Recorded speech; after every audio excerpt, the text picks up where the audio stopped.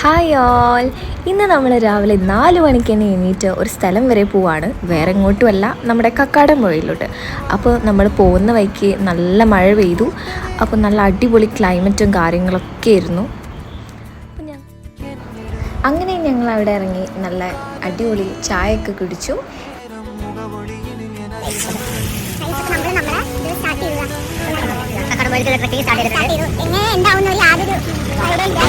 பார்வையின் அர்த்தங்கள் எங்குதான் தேடுவேன்.